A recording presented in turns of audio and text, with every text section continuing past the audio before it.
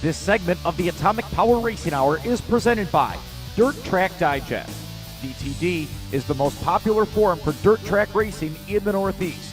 To get involved in the conversation, visit DirtTrackDigest.com.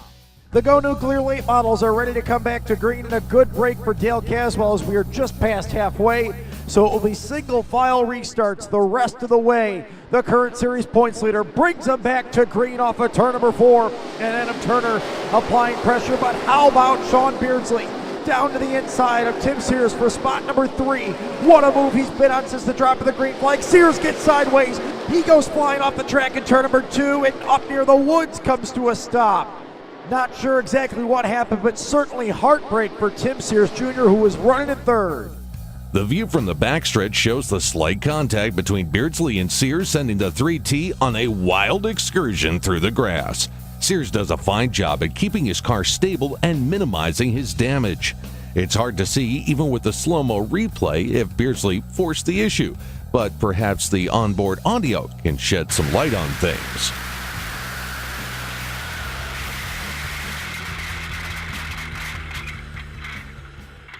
Sears needing some assistance to get back onto the racetrack, and is now finally back underway after his wild excursion through the grass, and he does not look happy. Sears flying around the outside of 3 and 4, likely going after Beardsley, as that contact certainly not making him happy. He goes up and shows his displeasure at the driver of the 18S. This isn't the first time Sears has had an issue in turn 2 here this season. Instead looks for a run here into turn number 1. Puts it down on the bottom of the speedway, and it'll be Sears. Oh, and contact made. Sears gets sideways, he hangs onto it. No penalty assessed for Beardsley, as it is deemed a racing incident, so he is up to third. Green flag is out, and we are back underway. Still 14 laps left to go. Dale Caswell, mellifluous, working through 1 and 2 on the bottom of the racetrack. Look at this, Greg Bellier in the 25, trying it up on the top of the speedway now. Alan Fink goes to the bottom. Bellier told me earlier that he enjoys running the top 2 groups of the racetrack almost anywhere he goes. He is going to try it now because he knows the bottom will not get him to victory lane, and that is why he came here from Frankfort, Ontario today. Rick Miller able to get back by. Alan Fink on the inside in the 28. Both of those drivers utilize the bottom of the racetrack now. Remember, Miller was one that got shuffled out early in the race. Contact between Fink and Miller, and Bellier's got a full head of steam on the outside. AJ Kingsley and Phil Potts are in the mix as well, as Shane Tennies has a problem, and the caution's going to have to fly once again as he is slow on the backstretch and into turn number 3. With Shane Tennies getting sideways and slowing on the backstretch, drawing another caution out, we head to break. And as we do, take a look at the view our backstretch cameraman had as the 714 got sideways. We'll be right back. Let's fire them up and head to the National Parts Peddler Racers Auction and Trade Show. It's at the New York State Fairgrounds in Syracuse. The field ready to come back to green with 12 laps left to go. A lot of scrambling over the course of the first 18 circuits, but here on the 19th, the R19 of Dale Caswell has been perfect, running the line with the most bite on the bottom of the speedway, and he leads by just a car length over Adam Turner. Spoke to Turner before the feature. He said he was running a tire with a harder compound that might give him the opportunity here with long green flag runs towards the end of the race. That's what he's hoping for right now. Beardsley still runs in third, and how about the valiant effort being put in by Greg Bellier? Earlier in the day, Bellier finished in second in the feature, running a line similar to this one, but tonight, the bottom line is where you've got to be. He's trying it up there, but is really losing some spots here in the late going. Caswell, Turner, Beardsley, Darren Peters, and Alan Fink, your current top 5. AJ Kingsley, he started deep in the pack. He's already up into spot number 6 now, but he's still trying to reel in that first 5 group. Art Halliday takes his number 87 pit side, but we stay green. Up the speedway goes Darren Peters and Fink's to the inside. Oh, Kingsley spun around. AJ Kingsley would have gone from 15th to 6th with an issue with 9 to go. We would have used this Kingsley spin to show you his interview with Greg Byrush earlier, but AJ Kingsley, what do you got for him here tonight? Hoping to get a good run. I mean, we got a bad draw, so Good. Come on.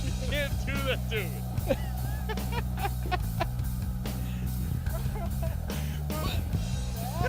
Unfortunately, no laughing matter right now for AJ as he takes his 3K pit side and his string of bad luck continues. The field set to come back to green.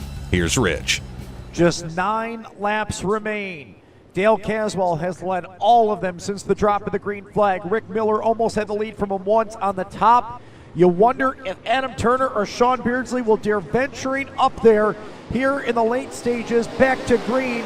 And Turner in the 92 is not letting the leader get away. Beardsley also right there in third in the 18S. But it's Dale Caswell leading him down the backstretch. Boy, Turner doesn't even get off the bottom in the middle of the back straightaway. Darren Peters, he got in a little hot. Overcooked the 1P. And now Alan Fink is right there. Phil Potts, the new driver, in 6th place. Give him a call. Started back in 14th. He has that knack of moving his way forward anytime he's on the speedway. The 70 of Mike Trapp, the first time we mentioned his name today in the feature event, won both of his qualifiers this afternoon, but redrew the 11th starting spot and has slowly moved his way forward inside of the top 10. Greg Bellier runs back in 8th, still trying the top of the racetrack. A good battle shaking out for 4th through 6th. Darren Peters holds on to 4th. Alan Fink and Phil Potts are right there. Potts peeks to the inside of the 28, unable to do so with 6 laps left to go. We go back up front, and right now it is still Dale Caswell, but Adam Turner is right there. A 2-car scramble for 1st and 2nd, for 3rd and 4th, and then 5th and 6th. Oh, Peters gets sideways in 4th. Alan Fink is right there. Just a handful of laps left to go. 5 more circuits. Dale Caswell looking for his 2nd Tour win of the year and looking to pad his points lead. But Adam Turner not letting him get away. Still within a car length or 2. See the 92 on the bottom of the speedway the entire way around, where Caswell about a half a groove off the racetrack, running in that lighter clay that is maybe getting chopped up a little bit and perhaps where the rubber has been laid down. 3 more circuits this time by. And Dale Caswell leaving a half a groove open on the inside. That time by. Turner was a 1/10 of a second quicker and is now only 1/10 of a second back. He's right there. The parallel sticks are going to be shown this time as Adam Turner looks for his first career Go Nuclear Late Model Series win. It's going to be tough to get by. Catching him is one thing. Passing him is another.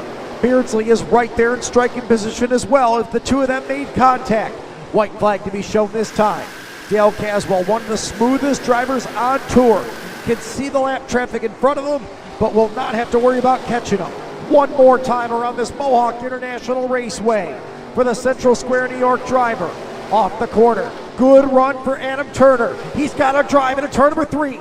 Peeks to the inside, slams on the brakes though. Hopes to drive him out of turn number 4. But right to the inside goes Caswell and will score the feature win tonight over Turner, Beardsley, Peters, and Fink, your top 5. What a run by Dale Caswell to hold off Adam Turner here at the finish.